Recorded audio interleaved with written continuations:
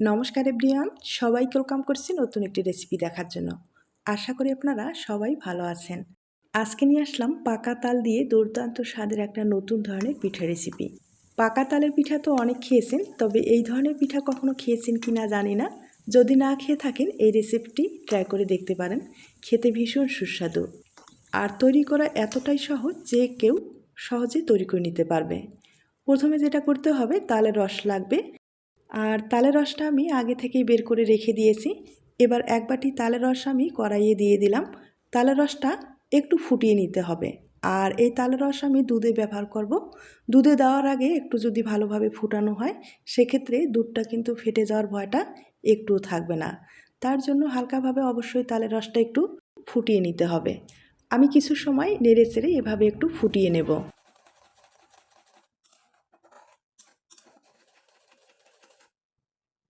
তালের রসটা আমি কিছু সময় ভালোভাবে ফুটিয়ে নিলাম। এবার তুলে রেখে দিতে হবে। এদিকে একটা কড়াইয়ে হাফ লিটার দুধ ব্যবহার করলাম।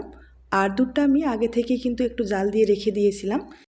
এই পিঠায় আমি দুধটা ব্যবহার করব, তবে আপনারা চাইলে শুধু তালের রস ব্যবহার করেও ডোটা তৈরি করে নিতে পারেন।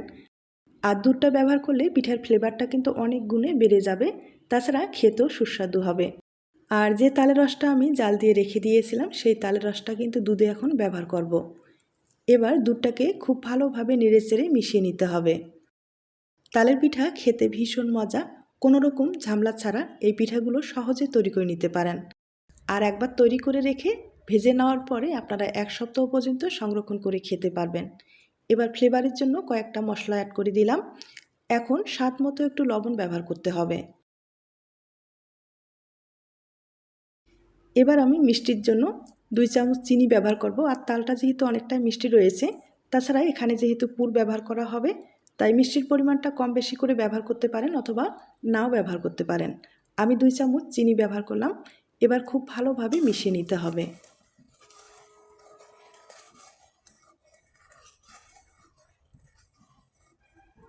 এবার তালের রসটাকে ভালোভাবে ফুটিয়ে নিতে হবে। আর পরিপূর্ণভাবে যখন ফুটানো হবে, এই পর্যায়ে এখানে চালের গুঁড়ো দিয়ে দিব। এখানে আমি শুকনো চালের গুঁড়ো ব্যবহার করলাম, অথবা আপনারা চাইলে ভিজা চালের গুঁড়ো ব্যবহার করতে পারেন। আর হাতের কাছে যদি চালের গুঁড়োটা একান্তই না থাকে, সেক্ষেত্রে আটা ময়দা ব্যবহার করতে পারেন। এবার কিছু সময় এভাবে রেখে খুব ভালোভাবে নেড়েচেড়ে একটা ডো তৈরি করে নিতে হবে। আর এই ডোটা কিন্তু নরম রাখতে হবে। যত নরম রাখবেন ডিজাইনটা তৈরি করতে সুবিধা হবে। এভাবে পিঠাটা একবার তৈরি করে দেখবেন। দেখবেন পিঠার স্বাদ কাকে বলে। একবার তৈরি করে খেলে বারবার খেতে ইচ্ছে করবে। এবার ডোটাকে আমি নেড়েচেড়ে এভাবে তৈরি করে নেব।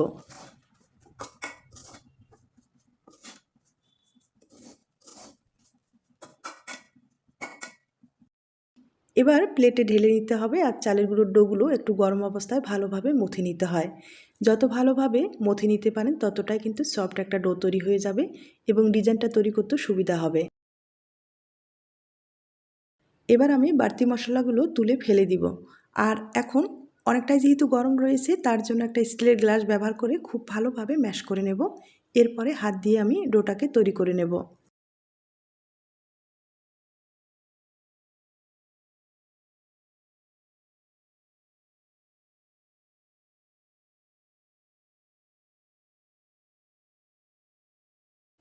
ডোটা আমি খুব ভালোভাবে তৈরি করে নিলাম। আর একবারে সফট একটা ডো তৈরি করে নিলাম। এরকম ডো তৈরি করলে ডিজাইনটা কিন্তু খুব সহজেই তৈরি করা যাবে। এখন যেটা করতে হবে, পিঠার জন্য পুরটা রেডি করতে হবে। কড়াইয়ে গুড় দিয়ে দিলাম। আর গুড়ের পরিবর্তে আপনারা কিন্তু চিনিটা ব্যবহার করতে পারেন, তবে গুড় এবং নারকেল দিয়ে আজকে পুরটা তৈরি করে নেব। সামান্য পরিমাণে একটু জল অ্যাড করে দিলাম। এবার ফ্লেভারের জন্য কয়েকটা মশলা ব্যবহার করব। আর খুব ভালোভাবে নেড়েচেড়ে নিব। গুড়টা একটু গলে যাওয়া পর্যন্ত অপেক্ষা করে নেব। গুড়টা কিন্তু অনেকটাই গলে গেছে। এ পর্যায়ে এখানে কিছুটা নারকেল কোড়ানো ব্যবহার করলাম। আর পুরের স্বাদটা আর একটু বাড়ার জন্য এখানে 2 চামচ আমি গুঁড়ো দুধ ব্যবহার করব, তাহলে পুরটা খেতে কিন্তু ভালো লাগবে। এবার নেড়েচেড়ে পুরটাকে খুব ভালোভাবে তৈরি করে নিতে হবে। আর এই পুরটা একটু হালকা আঁচে ভেজে নিতে হবে, তাহলে খেতে ভালো লাগবে। আর একবারে যদি এই পুরটা বেশি আঁচে ভাজানো যায়, সেক্ষেত্রে একটু তিতো ভাব চলে আসতে পারে। তার জন্য হালকা আঁচে ভেজে নিতে হবে। এভাবে পুরটা তৈরি করলে ফ্লেভারটাও ভালো আসবে এবং খেতেও ভালো লাগবে।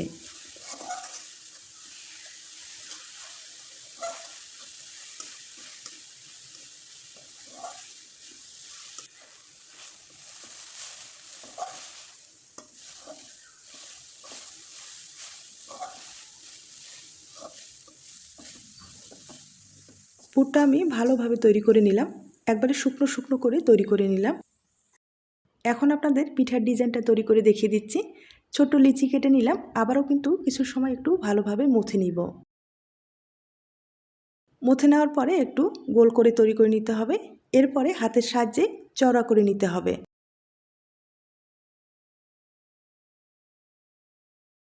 এবার আমি পিঠার মাঝখানে পুর ব্যবহার করব। আর হ্যাঁ, পুরটা কিন্তু পুরোপুরি ঠান্ডা করে ব্যবহার করতে হবে, নাহলে ডিজাইনটা কিন্তু ভালো আসবে না। অবশ্যই পুরটা ঠান্ডা করার পরে পিঠাতে এভাবে ব্যবহার করতে হবে। মাঝখানে পুর ব্যবহার করে আমি কিন্তু ভালোভাবে জোড়া লাগিয়ে নিলাম, দেখতেই পারছেন। এবার হাতের সাহায্যে পিঠাটাকে ভালোভাবে কিন্তু গোল করে নিতে হবে। আর ভালোভাবে যদি আপনারা জয়েন্টটা না দিতে পারেন, সেক্ষেত্রে কিন্তু ভাজার ক্ষেত্রে খুলে আসবে। পুরটা বাইরে আসলে পিঠাটা দেখতেও ভালো লাগবে না এবং খেতেও ভালো লাগবে না।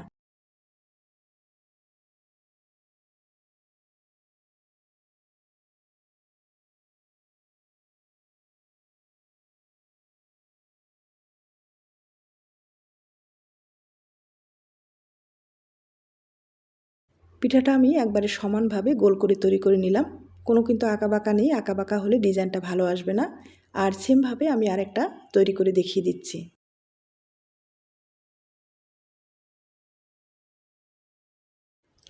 এই পিঠাগুলো আমি একটু বড় করে তৈরি করে নিচ্ছি, তবে আপনারা চাইলে আরেকটু ছোট করে তৈরি করে নিতে পারেন। আর বড় করে তৈরি করলে হবে কি, পিঠার যে ডিজাইনটা আছে দেখতে ভালো লাগবে। আপনারা চাইলে কিন্তু ছোট করে তৈরি করে নিতে পারেন, কোনো সমস্যা নেই।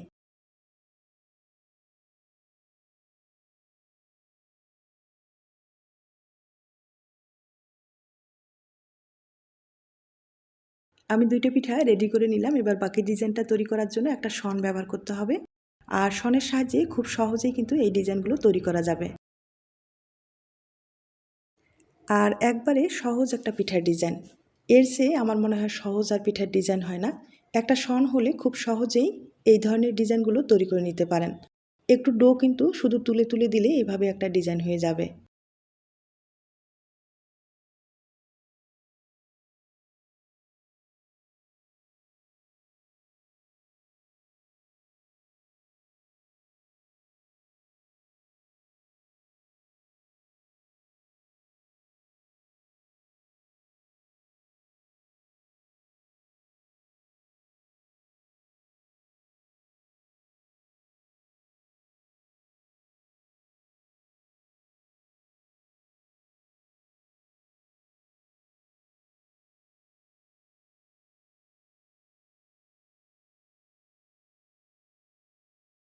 দেখতে পারলেন কতটা সহজভাবে এই ডিজাইনগুলো তৈরি করা যায়। আর এই ডিজাইনগুলো তৈরি করতে যে বেশি সময়ের দরকার তাও না, হাতে কম সময় থাকলেও সহজেই একটা শন দিয়ে এই ধরনের ডিজাইনগুলো আপনারা তৈরি করে নিতে পারেন। আর সেমভাবে আমি আরেকটা তৈরি করে দেখিয়ে দিচ্ছি। আর এখন যেহেতু তালের সিজন, তালের পিঠা খেতে কিন্তু ভীষণ মজা। তালের বড়াই কিন্তু সবসময় তৈরি করা হয়, তবে তাল দিয়ে এভাবে একবার পিঠা তৈরি করে দেখবেন, খেতে ভীষণ ভালো লাগবে। একবার তৈরি করে খেলে বারবার কিন্তু খেতে ইচ্ছে করবে, আমি আবারও বললাম।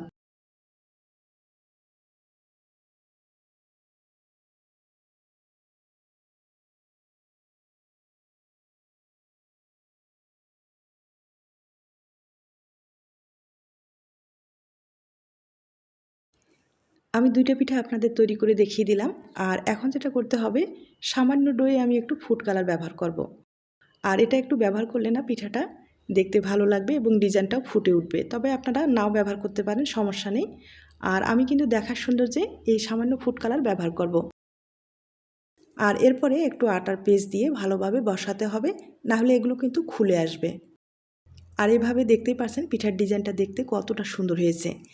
একবারে সাধারণ ডিজাইন, তবে দেখতে কিন্তু অসাধারণ হয়েছে। আপনাদের পছন্দ হলে এই ডিজাইনের পিঠা সহজে তৈরি করে নিতে পারেন।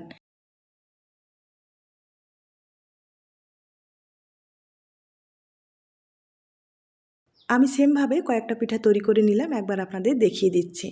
আর দেখতেই পারছেন পিঠাগুলো কতটা সুন্দর হয়েছে, দেখতে কিন্তু ভীষণ ভালো হয়েছে। এখন এই পিঠাগুলো ভেজে আপনাদের দেখিয়ে দেব। তবে আপনারা চাইলে ভাপিয়েও খেতে পারেন, পিঠাগুলো ভাপিয়ে খেতেও ভালো লাগবে। আর যদি মুখরোচক বা মুচমুচে খেতে চান, তাহলে কিন্তু ভেজে খেতে পারেন। এবার আপনাদের ভেজে দেখিয়ে দেব।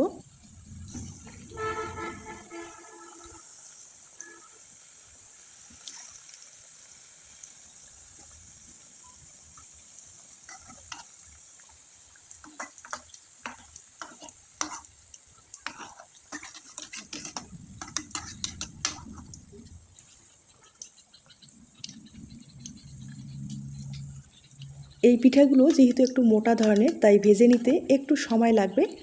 আর ভালোভাবে যদি ভাজানো না হয় সেক্ষেত্রে ভিতরটা কিন্তু কাঁচায় থেকে যাবে, আর এভাবে পিঠাটা খেতে কিন্তু ভালো লাগবে না। তাই হালকা আছে একটু সময় নিয়ে পিঠাগুলোকে উল্টে পাল্টে একবারে মুচমুচে করে ভেজে নিতে হবে। আর এই পিঠাগুলো একটু মোটা না হলে ডিজাইনটাও কিন্তু ফুটে উঠবে না, তাই একটু মোটা করেই তৈরি করে নিতে হবে।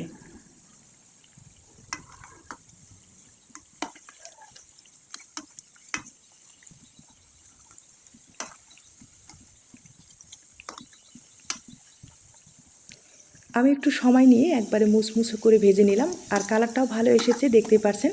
তবে এখানে একটা কথা বলি, আপনারা যদি হাই হিটে ভেজে নিতে চান সেক্ষেত্রে এই যে কালারটা সেটা কিন্তু আসবে না, একটু পোড়া পোড়া ভাব হবে, পিঠাটা দেখতে ভালো লাগবে না। তাই একটু ধৈর্য সহকারে পিঠাগুলো কিন্তু ভেজে নিতে হবে, তাহলে এরকম সুন্দর একটা কালার আসবে, পিঠাটা মুচমুচে হবে এবং খেতেও ভালো লাগবে। পিঠাগুলো আমি একটু সময় নিয়ে একবারে মুচমুচে করে ভেজে নিলাম, এবার তুলে নিতে হবে, এরপরে আপনাদের পরিবেশন করে দেখিয়ে দেব। তার আগে ছোট্ট একটা রিকোয়েস্ট থাকবে, পিঠার এই রেসিপিটি আপনাদের কাছে যদি ভালো লেগে থাকে বা আপনার কোনো উপকারে আসতে পারে তাহলে কিন্তু একটা লাইক দিতে পারেন। এই পিঠাগুলো এখন গরম অবস্থায় একটু শিরা ব্যবহার করলে খেতে আরও ভালো লাগবে। আমি আগে থেকেই চিনির শিরাটা তৈরি করে রেখে দিয়েছিলাম, সেটা কিন্তু এখন ব্যবহার করব। আর এভাবে পিঠার উপরে একটু ছড়িয়ে দেব, তাহলে পিঠাটা দেখতেও ভালো লাগবে, খেতেও কিন্তু দুর্দান্ত একটা স্বাদ হবে। আর আপনারা যদি পিঠাগুলো সংরক্ষণ করতে চান সেক্ষেত্রে চিনির শিরাটা বাদ দিয়ে সংরক্ষণ করতে পারেন, তাহলে কিন্তু মুসমুসে ভাবটা রয়ে যাবে, খেতেও ভালো লাগবে। আর যখন খাবেন তখন কিন্তু শিরা ব্যবহার করেও খেতে পারেন বা এমনিতেও খেতে পারেন, কোনো সমস্যা নেই। আপনাদের এবার ভেঙে দেখিয়ে দিচ্ছি। আর পিঠার কালারটাও যেমন ভালো এসেছে, ডিজাইনটাও কিন্তু ফুটে উঠেছে, আপনারা হয়তো বা দেখে বুঝতে পেরেছেন। আর কতটা মুচমুচে হয়েছে শব্দ শুনে হয়তো বা বুঝতে পেরেছেন। সেমভাবে আমি আরেকটা ভেঙে দেখিয়ে দিচ্ছি আপনাদের।